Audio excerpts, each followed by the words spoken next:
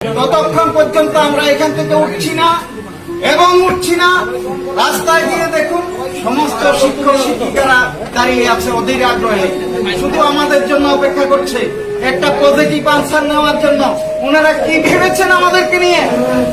14 সাল থেকে আমাদের সঙ্গে প্রতারণা করে আসছে এই শিক্ষা দপ্তর। দিনে দিনে 139 জন শিক্ষক শিক্ষিকা আমাদের ছেড়ে চলে গেছে। এই জবাব কে দেবে? আমরা কোন সরকার দরকার বুঝি না। এই শিক্ষা দপ্তর আমাদের সঙ্গে প্রতারণা করেছে। এই শিক্ষা দপ্তর এই প্রতারণার ভুলের সিদ্ধান্তকে রেকটিফাই যদি না করে ততক্ষণ পর্যন্ত এখান থেকে আমাদের লাশ যাবে, এটা বলে দিলাম। এটা আমাদের কমিটমেন্ট। সমস্ত 10,311 জন সুইসাইড করে নেব এখানে। কেন এরকম হবে?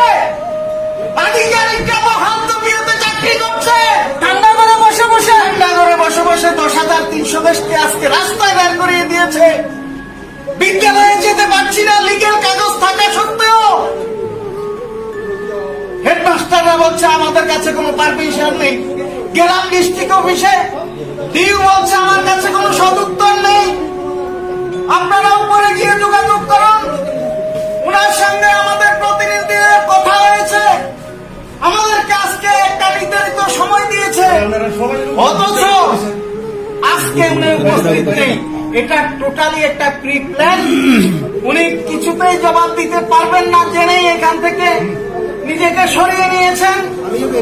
আমরা মনে করি যে উনি সদুত্তর দিতে পারছেন না, যেহেতু এই অধিকর্তা সেখানে শিক্ষা দপ্তর থেকে পালিয়ে গেছে।